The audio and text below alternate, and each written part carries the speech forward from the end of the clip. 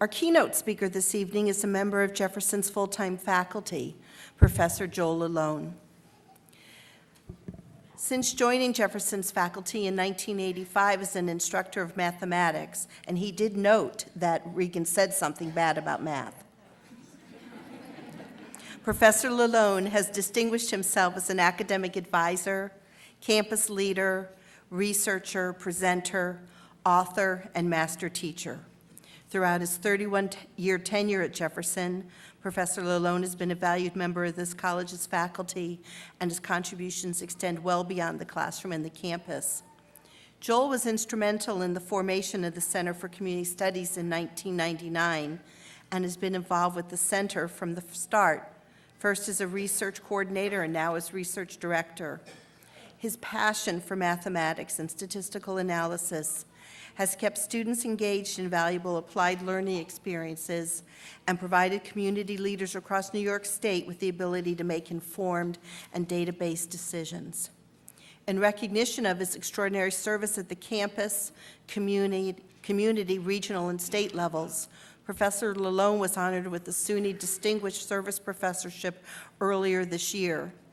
He is a graduate of Jefferson Community College and also holds a Bachelor of Arts in Mathematics from SUNY Potsdam and a Master of Science in Mathematics education from Syracuse University. Please welcome our speaker this evening, Distinguished Professor Joel Lalone.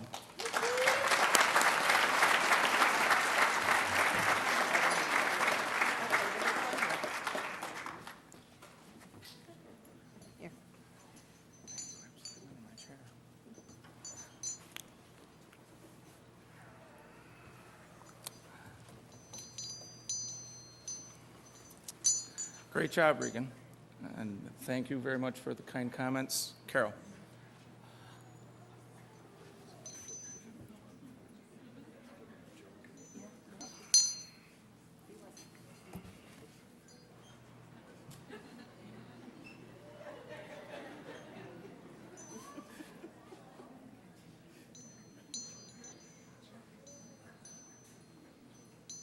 All right.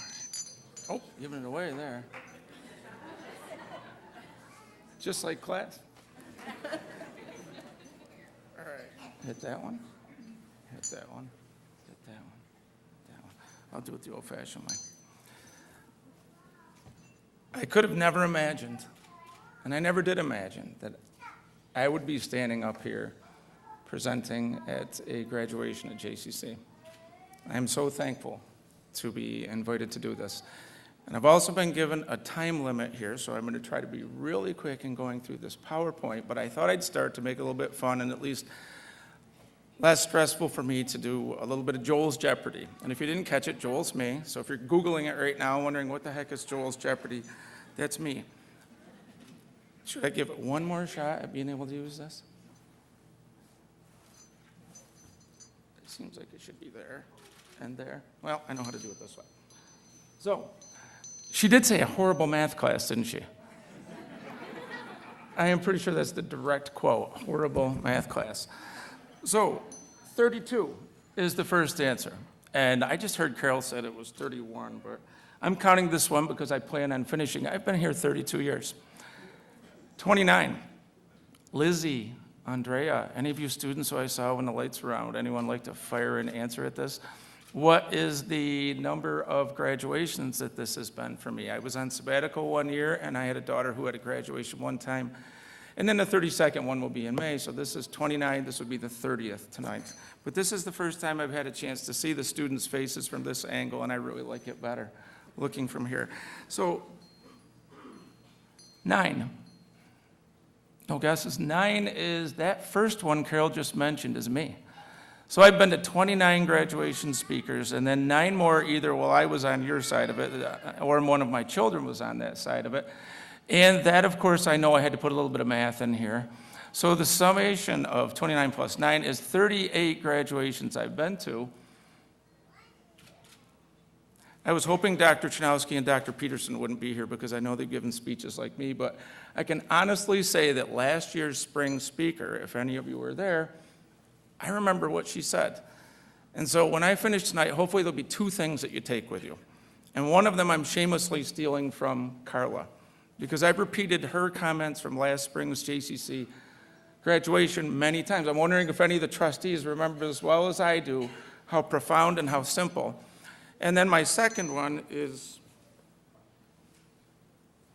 oh, by the way, there is one graduation. That was my high school graduation. And I am local, and I'm from South Jeff, and I'm glad that's before iPhones and anyone could video it. That had to be the worst. So back to 38. Having been through 38 of these, yes, I do realize that I've seen it 38 other times. I probably should take a moment and very sincerely thank Dr. McCoy and the rest of the administration and the Board of Trustees and the Board of Legislature and friends and family and the students. Thank you so much for giving me a chance to chat a little bit and play a little bit of Jeopardy that we'll get back to. I am very humbled to be here. It's much easier for me to stand and talk, hopefully somewhat profoundly, about statistics and p-values and all the things I was told on the procession on the way in not to talk about. And so I won't. But I have two ideas tonight, and I think I just gave away my Jeopardy answer. That's what I was thinking about doing, and that's what Mr. Gray said to me. Are you going to talk to me about some survey research? And no, I'm just kidding on that one. The two things I'd like to talk to you about tonight, so here's where the real presentation begins. Parallel what Regan said, as I listened to her words, we didn't talk ahead of time, but what you talked about were the same ideas that came to my mind. I have a suggestion, and then I humbly also have another suggestion about how maybe you pull it off. So the two things that I would hope you would remember tonight would be recommendations, even potentially challenges. And Dr. McCoy, this is what I remember. You know, I have imagined being up here since about September when she said to me, could you come and talk?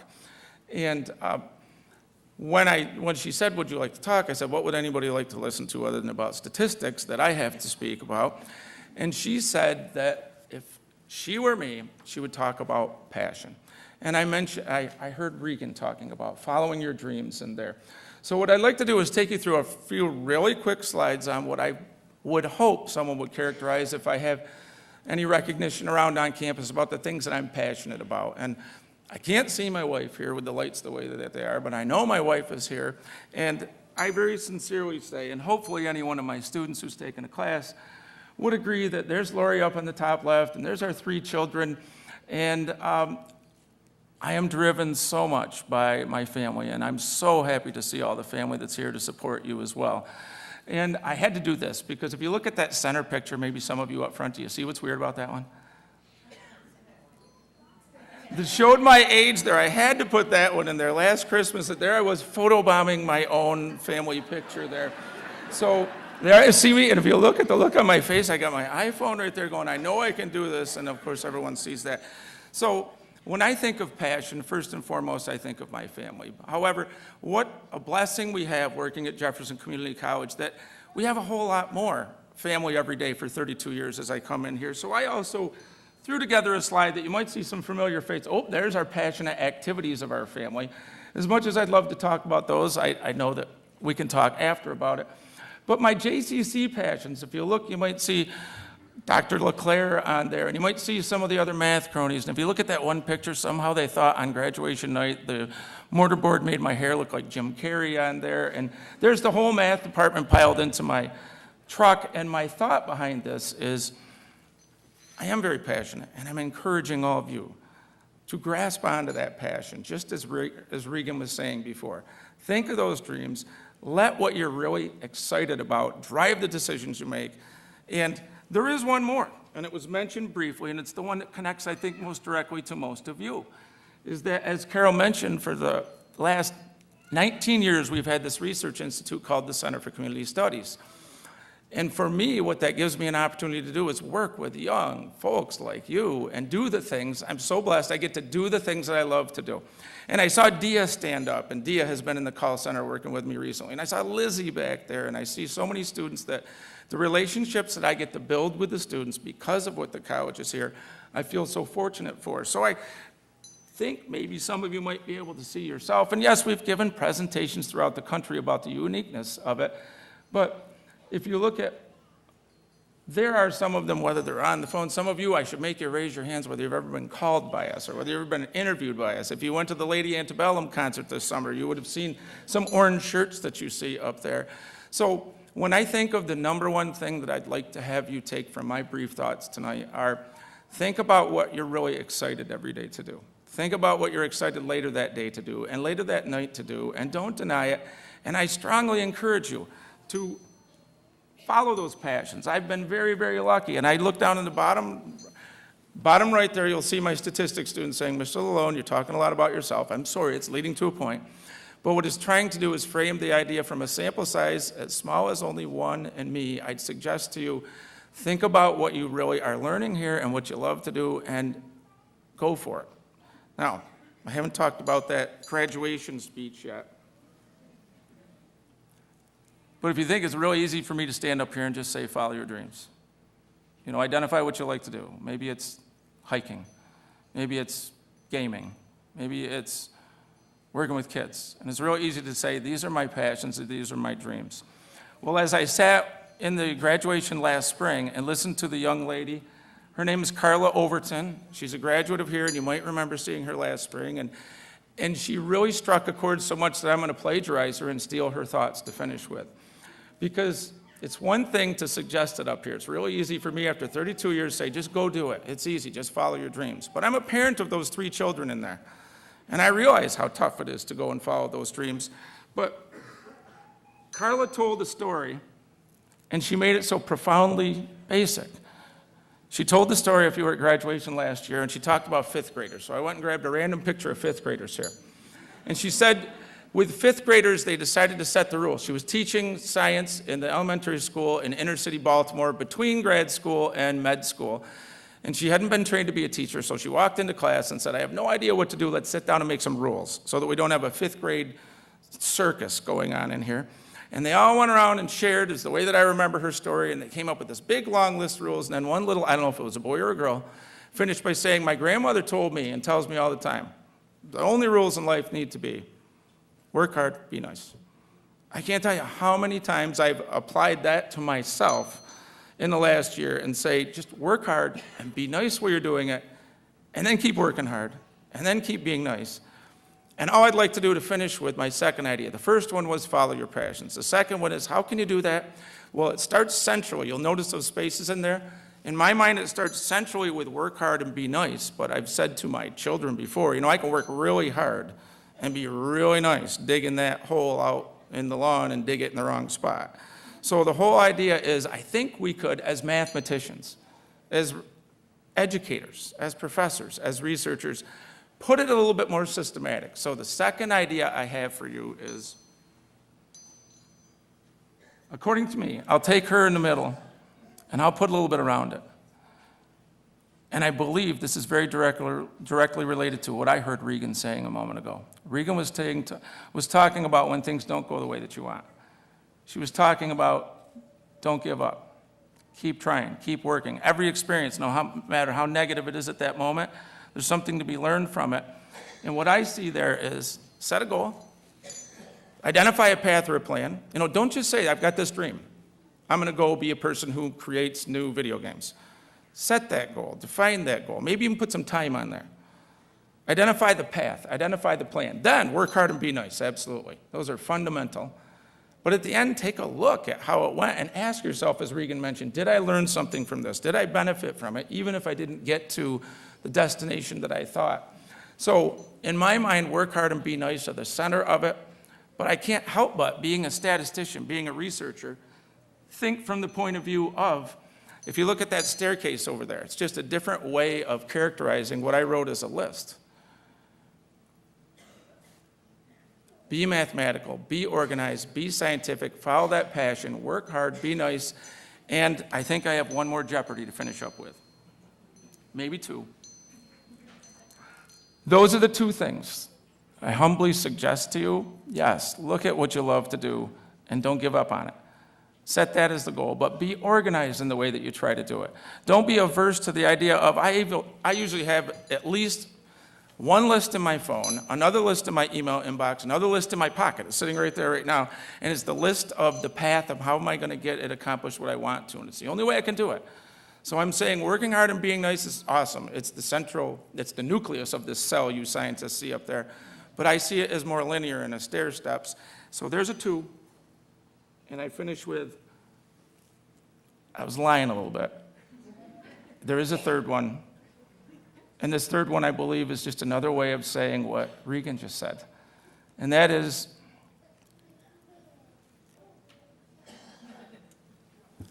and I thought it was very timely with it being Coaches versus Cancer time of year. And if you watch any ESPN, you see it all the time. And it brings tears to my eyes thinking of every time I see that video. Don't give up, Regan. Don't ever give up. Take a look at what happened and then start that staircase you saw again. And I'm going to tell one brief story, even though I told Dr. McCoy I might not. Slide number 2 or 3, you saw 9 colleges I clicked through quickly and said graduations. I left the slide out because I didn't know how it would go tonight. I didn't know if I'd get tongue-tied, if I would get way nervous, if I would trip on my words. So I didn't want to put that slide in there that I'd have to go through, but I want to tell you what the slide would have had. It would have been a 10th college at a university. A week after I turned 18 years old, I went away to a university. And a week after I turned 18 years old, I had packed my stuff up and said, I can't do this. I was homesick. I was terrified. I was out of place. And so you don't see that logo up there because not only did I not graduate, I never made it through one set of exams there. So certainly Jimmy Valvano might say I quit. And I did. I packed up my stuff and quit college, came home. And I entered here, and you can see that one logo that was up there as the first one. But in my mind, even back then at age 18 and 2 weeks, I wasn't quitting when I dropped out of school. I was doing that top staircase or the bottom of my list that said, take a look at it, assess and evaluate, learn from it, and then go back, reset the goal, reset the plan and path, work hard and be nice, and see where it leads you. So I didn't put the university up there that I know some of you, this might be the same thing as just happened to you, and if that's the case, come chat with me after. I'm so proud of you, because it's not easy to quit college and come back.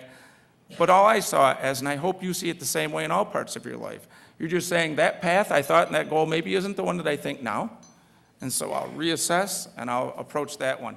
So I believe I have one more number that is I want to finish, of course, with thanking you so much for enriching our lives. And please do get in touch with not only me, but Dr. Strife and all the other faculty up here. That's what really makes us happy when our inbox beeps, is when it's the former students telling us what they're doing now. So stay in touch with us, and then there's my last one. And I'm pretty sure I know the answer to this one. 15 minutes. Carol, how did I do? Not so good? Not so good. I knew, oh yeah, I didn't. Was it 40 minutes? Okay. Have I ever let class out early to any of my students? I don't think so. So, sincerely, thank you very much. I never imagined, and I'm probably quite certain after just speaking, I don't have to imagine it again, that I'll be asked to come here. Congratulations to all of you, and I look forward to seeing you after.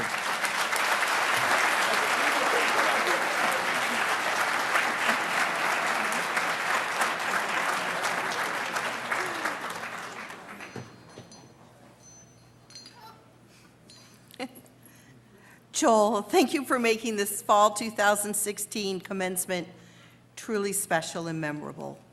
We appreciate your commitment to education, to your students, and to Jefferson Community College.